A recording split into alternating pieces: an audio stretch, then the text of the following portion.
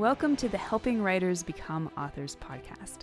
I'm KM Weiland, and I am here to take you deep with story theory, writing techniques, and the incredible wisdom of story. I believe story is the greatest power on this earth, and that as writers, we carry the torch of wielding that power with responsibility, passion, and skill. There's no such thing as just a story. Today, it is my honor and my purpose to help you write your best story, astound the world, and maybe change your life. Hello everyone, and welcome to this week's video.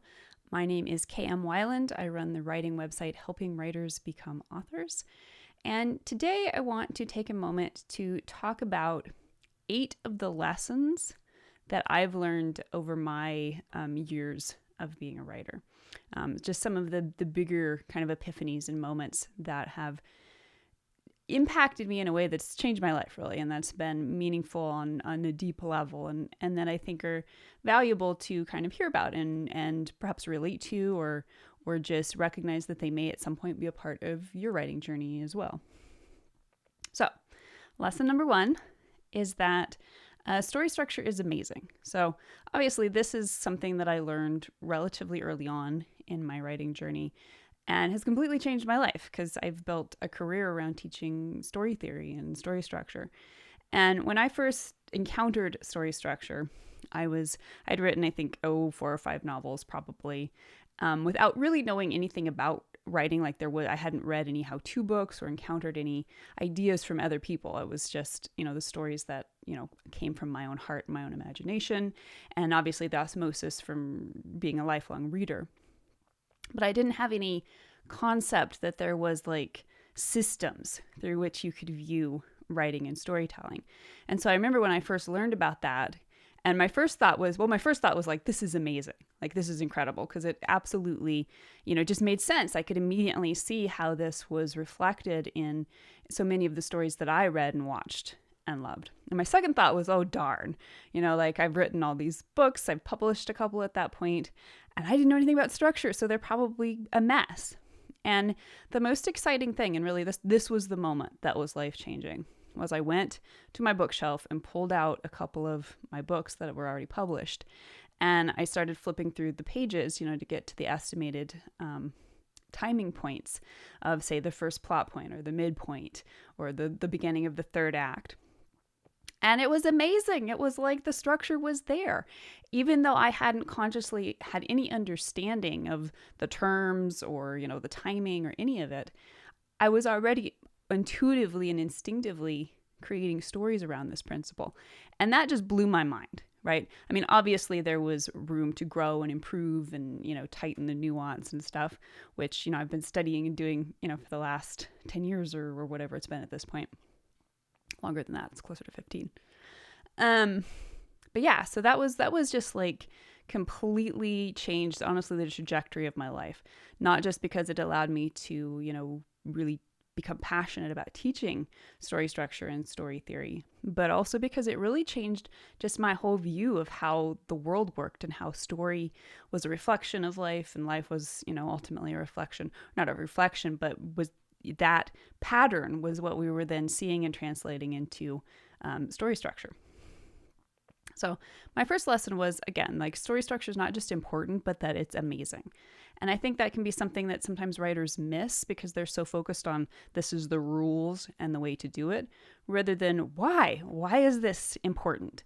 And for me, digging into the why has been, one of the greatest joys and pleasures of my life, not just as a writer, but just generally. And that kind of leads into lesson number 2, because after discovering story structure and how that just completely impacted my whole view of story, the next step for that was the character arcs. And the lesson here for me, the lesson I learned, was that character arcs will change your life. And that, as I started digging into character arcs, And where that really solidified for me was that Writer's Digest had asked me to do, they had a short series of what they called annotated classics, where the one they asked me to work on was Jane Eyre. And they would take these classic novels and have someone go through and, from a writing perspective, annotate it and put in, kind of comment on what the author was doing and sometimes the historical pertinence and things like that. So that book's still in print. If you're interested, you can find it. It's the Writer's Digest annotated classic Jane Eyre. Anyway, so it was in studying Jane Eyre for this project and, just like going through, looking at the story structure, looking at what Charlotte Bronte did with it, that I really began to see and understand how character arc worked, how, the character evolves from this lie or the limited perspective that they believe into a more expanded perspective or the thematic truth within the story and the beats of that and how it interacted with story structure. So that book completely changed my life. I never looked at character arc the same way. I would go on, of course, to write my book, Creating Character Arcs. But not only was that exciting, again, from a writing perspective and being able to get under the hood and see how character arc worked at a story level, it also was one of those things that changed my life because, again, we have this partnership and this reflection between life and story. And in being able to understand how character arc worked in story, it also completely changed how I looked at transformation within my own life. And I began to be able to recognize, the character arcs that I was taking and, this is the lie I'm believing and this is what I'm overcoming. And maybe I'm on a disillusionment arc over here and maybe I'm on a flat arc over here. And it's just, for me anyway, has been a very useful and empowering way to view my own life. We hear this thing about be the hero of your own life. And I think being able, as a writer, being able to take all of these tools and techniques that we use in enhancing our stories and our characters and being able to see our own lives through that lens is just an incredible gift. And then, of course, we get to mine all that and bring it back and put it into our stories and be able to bring a deeper understanding of what our characters are going through and the steps of transformation that creates that verisimilitude within our stories. So purely on a practical level, the two most important things that I have learned as a writer and that have completely changed how I operate within the craft are story structure, plot structure, and character arc. And I've written books about both of them. So if you want more information on either of those topics, I will leave the links for that down below here on YouTube. So the third lesson is a little more about the writing life than actually writing techniques. And it is that the lesson is define your own idea of success. Define your own why for why you're doing this. And for me, and I think for many writers who want to or are able to make the transition into writing full time, it's important to understand what your goals are and to be in touch with your own values. Because number one, there's a lot of resistance, right? It's an uphill climb in many ways. And, there'll be lots of no's. There'll be lots of things where you're, if you're querying agents or whatever, well, you'll be rejected and you won't be able to gain, entry into traditional publishing. If you're self-publishing, it's easy enough to put your book out there, but it's much harder to actually sell copies. And the point being that, the writing life can be very discouraging. It can feel like you're not making any traction if you're putting all of your emphasis on, how many books am I selling? How much money am I making? And, I think all of that's important. I'm able to do this full time and I'm incredibly grateful for that. But it's been a long road, to get where I'm at. And particularly in the beginning, when you don't have a lot to show for what you're doing. And maybe other people are judging you for different choices that you're making, whether it's, you're choosing to self-publish. That was a big thing when I was first starting out. It wasn't as legit as it is now. And so there was a lot of judgment just based on, choosing to go that route. It automatically made you a less than writer. And then no matter how successful you are, at any given point, there's always somebody who's more successful, somebody who's making more money, selling more books, having bigger book signings, or, winning more awards or whatever. Or just you look at their writing and you're like, their writing's amazing. I would like to be able to write like this. And I think just because writing in itself is, number one, it's such a vulnerable act. And number two, it's very hard to judge it. Like there is no hard and fast rule for saying this measures up. Right? There's no level of books you can sell that says you've made it, really. There's no, guidelines that somebody can apply to your story and say, this is a perfect story, right? So there's always something. There's always something where you're like, it could, am I measuring up? Is it good enough? And because there's so much rejection involved and so much uncertainty in how you're able to measure your success, something that I had to learn really early on in order to survive in the business was to define my success by my own terms. To really dig down deep inside of myself and look at why am I doing what I'm doing? Is it to sell X amount of books? Is it to make X amount of money? Is it to win a particular award? Is it to be traditionally published? Things like that. And to get really real with myself about choices I was making and why, and to be able to identify where I was making choices that weren't actually in alignment with my own values and desires, that were just based on some, projected ideal out there that seemed to be what everybody else would respect as, an established writer. And being able to do that, and it's a process. It's something that I refine all the time in my life. And certainly, as my career has progressed and gotten more stable, and I have seen a certain measure of success, it's gotten easier, to be able to kind of deal with some of the demons of doubt. But even early on, and even, when things aren't going the way I want them to, being able to kind of come back to this lodestone of, why am I doing this? What is my guiding principle? What is underlying it? That has always been really helpful to me to be able to measure, is the effort I'm putting into whatever worth it?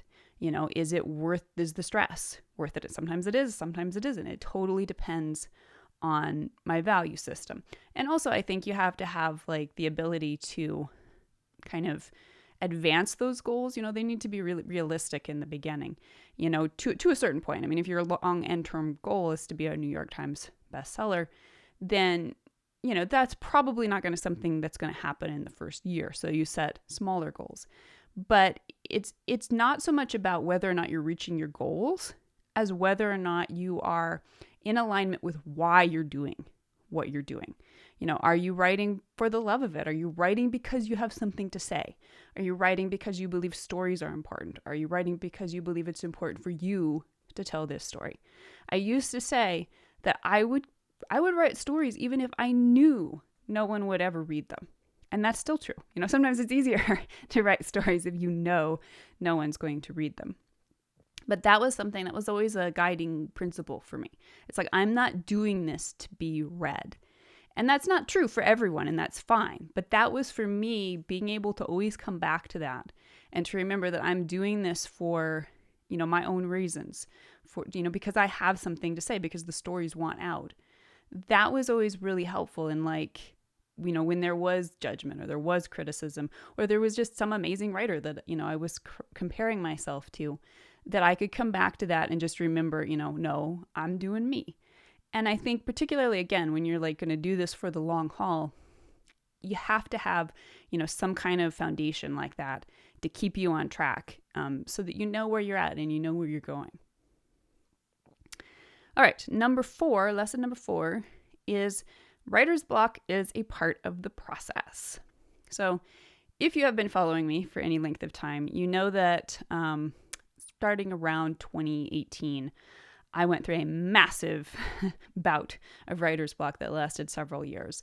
It coincided with a difficult time in my life. There was just a lot of stressful things going on, and writing just kind of fell apart for me. My fiction writing fell apart for me for a while. And it was very disconcerting. I mean, this had been such a huge part of my identity up to that point, and then suddenly I couldn't write, and I was questioning my value system. Do I want to keep doing this? And what I've learned as I've worked through this process and have, been able to overcome that block and return to writing fiction is that really I think we stigmatize writer's block and we make it sound like it's something that should never happen. And I do think it can become something that's definitely undesirable. But a lot of that is because we don't recognize kind of the ebb and flow of creativity, and that, rest periods are important. They're part of the process. And then if you are writing full time, there's this pressure kind of to just write constantly, produce book after book after book after book. And that can be, for some people, maybe that's your natural rhythm and that's great. But for most of us, for me, that's not true. At the end, because I did push really hard for many years, the well just kind of emptied out and I didn't have the creative juice to come up with another story. And so because of my lifestyle up until that point, the writer's block was extreme. But I think if we can kind of begin to realize being a writer doesn't mean that you always have to be writing. That's something people ask me all the time. Like, do I have to write every day to be a writer? And my answer is absolutely not. I mean, you can write, for 2 weeks out of a year. And if you're like really into it and what you're producing is really important to you, you wrote it. Of course you're a writer. And just naturally, if you are a professional writer, there will be, it's a job. You have to take some time off. And more than that, creativity is something that rises up from the subconscious, right? It's not something that we necessarily have conscious control over. And therefore, we have to give it space to come to us. We have to cultivate lifestyles that, allow for it to really thrive and grow. So I think for me, this has been a huge, huge lesson for me because I am, naturally have a personality that tends toward workaholicism. So it's been a huge lesson for me to recognize that down periods of creativity are important, that they're a part of the cycle. And that, if the up times when we are really creative and we're producing, are going to be really full and rich, then necessarily it's like the cycle of the seasons. We have to come down into winter and, be willing to, take time and space without constantly trying to harness our creativity as if it's an endless resource. Rather than recognizing it as a gift and a partner and something that needs to be nourished and taken care of. All right, so lesson number 5, which is related, is take care of your creative health. So I think if you have ever gone through an extensive period of creative burnout, then you know, right? If you know, you know. And it's brutal. It's so difficult and scary and sad because number one, creativity is a life force, and to lose connection with that is very devastating, just on a purely primal level. And then to whatever degree it's a major identity for you, I am a writer, to lose connection with that and be in a place where you wonder if you're ever going to get it back is very scary. You don't know who you are anymore. And that in itself, for me anyway, was an extremely valuable process and was very, I learned so much about myself and experienced so many ego deaths. And ultimately, it was full of richness and blessing, but it's still very scary and very difficult. And finally, if you make your money doing this is your livelihood, then if you'd get disconnected from your creativity and your ability to be productive with that, that's endangering your very survival at a certain level. And that is definitely scary. So it's really important. I think, we hear so much these days about taking care of your mental health. And I think more and more we're also hearing about taking care of your emotional health. And part and parcel in that, but another nuance is I think we need to start thinking more consciously about taking care of our creative health. Because as creatives, and really just as human beings, because human beings are innately creative. So whether you're expressing that through whatever, but writing, obviously, in this context, storytelling, we have to take care of that. We have to cultivate a lifestyle and an awareness that allows that to thrive. And I think that looks a little different for everybody. I think honestly, just having good habits in general, taking care of your physical health and your mental health and your emotional health clears your energy. It clears the space in your life to allow that creativity to emerge.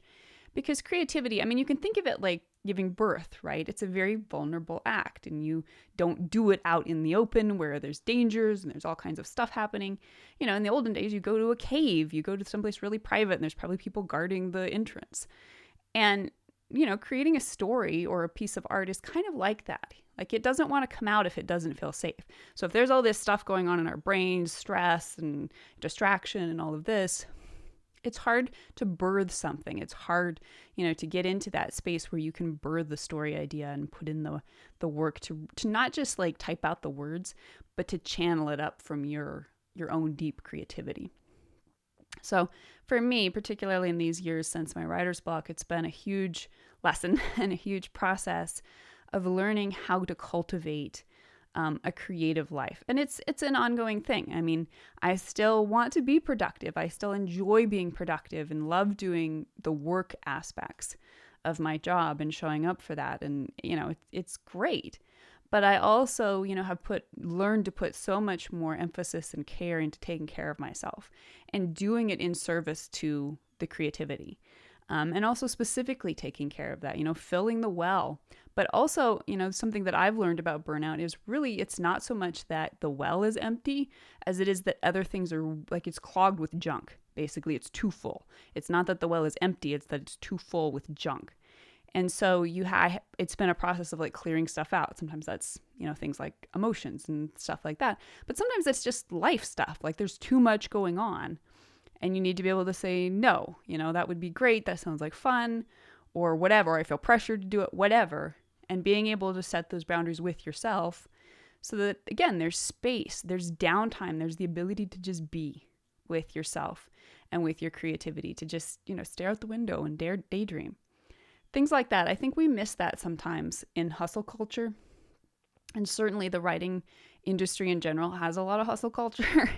But really the essence and the foundation and the ground of what we do as creatives requires stillness. It requires space. And we have to be willing to take care of our creative health if it's going to supply and fuel all the things that we want to do and put out into the world. All right, so this is lesson what? 1, 2, 3, 4, 5, 6. Lesson 6 is that your fellow writers are not competition.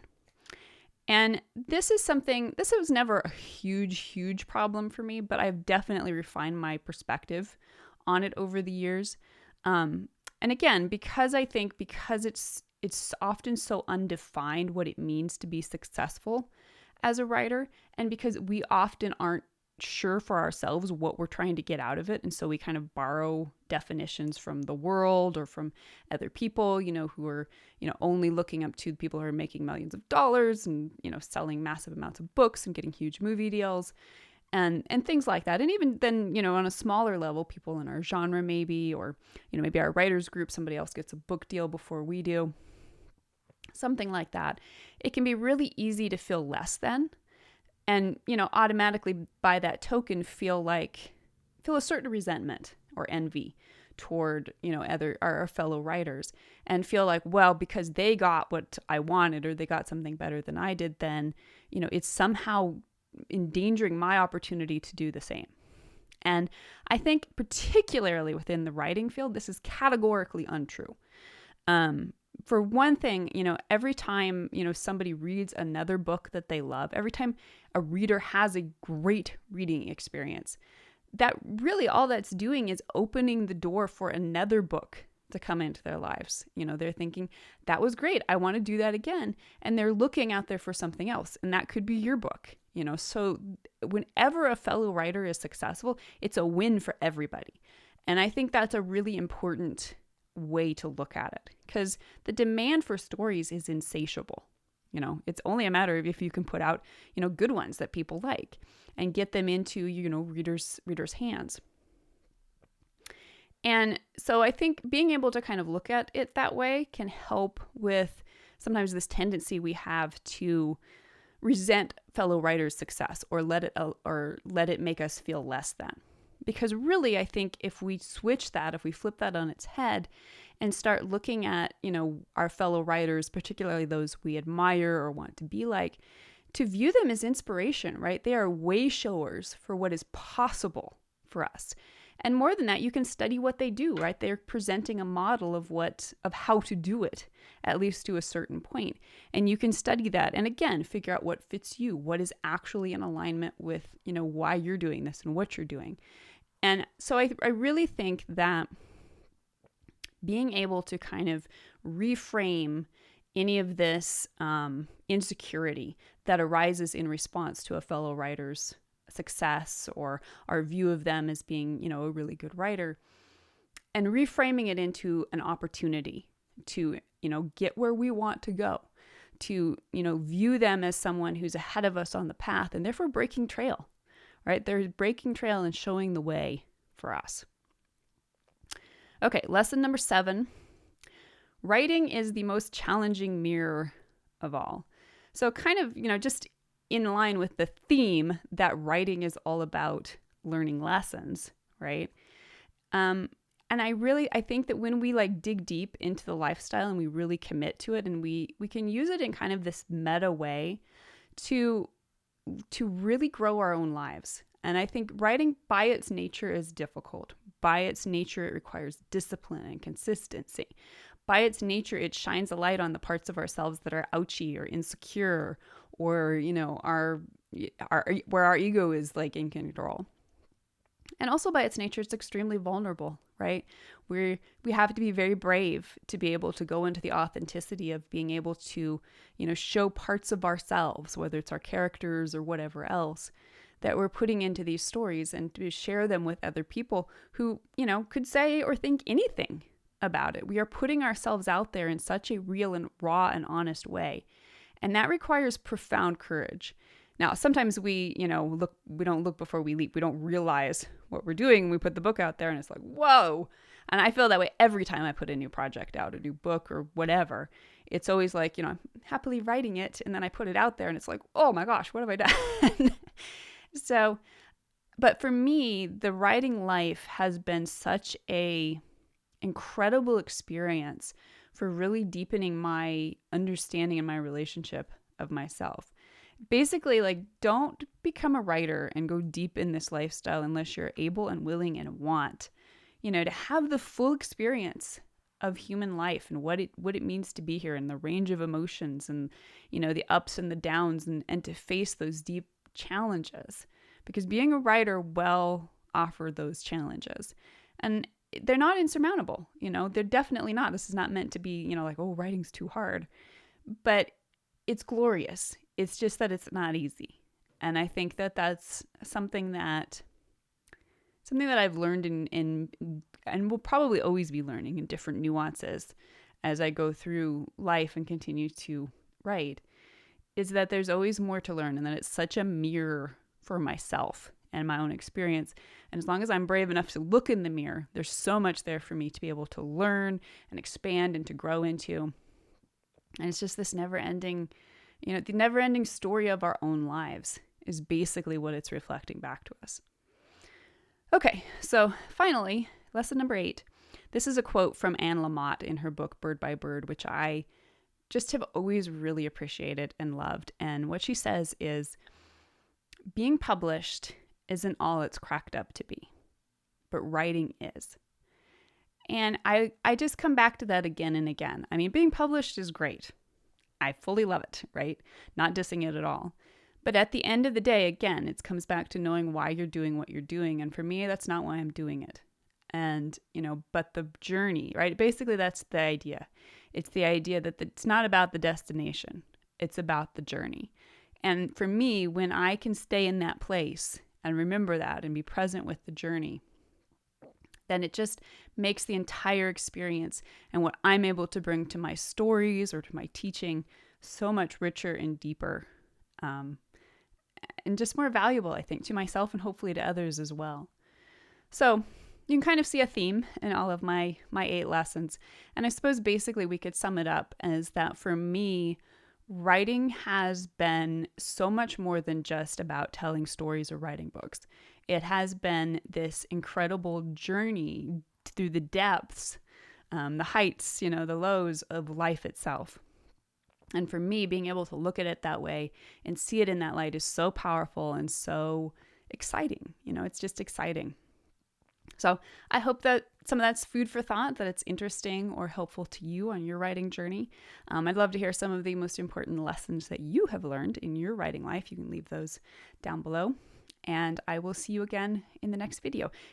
And that brings us to the end of this episode of Helping Writers Become Authors. I hope you'll stop by the site for a full transcript of this episode and to join in the conversation in the comments. Tune in for next week's episode, where we'll continue to explore all things writing and storytelling. If you'd like to support the podcast, it always means a ton when you take a moment to leave a quick rating or review on Apple Podcast, Amazon Music, or Spotify. To stay updated on all the latest content I create for you, the best way is to join my mailing list at helpingwritersbecomeauthors.com/mailing list. You'll also immediately gain access to lots of free resources, including my books, Crafting Unforgettable Characters and 5 Secrets of Story Structure. For real-time connection with me, more writing advice, and behind-the-scenes glimpses, follow me on Instagram at authorkmwyland. A heartfelt thank you to each one of you for your support and enthusiasm, and especially those of you who support my work on patreon.com/kmwyland. You help make my site, this podcast, and so many other resources available to writers everywhere. So until next week, keep writing, keep dreaming, and most importantly, keep being true to your stories. Thank you for being part of helping writers become authors.